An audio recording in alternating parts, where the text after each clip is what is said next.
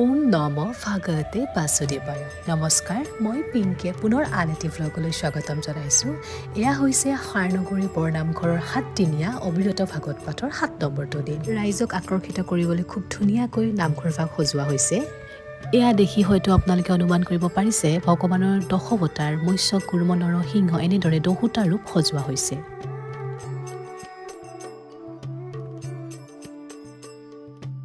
এয়া হৈছে বন্তি জ্বলোৱা স্থান। এয়া হৈছে মূল কীৰ্তন ঘৰ।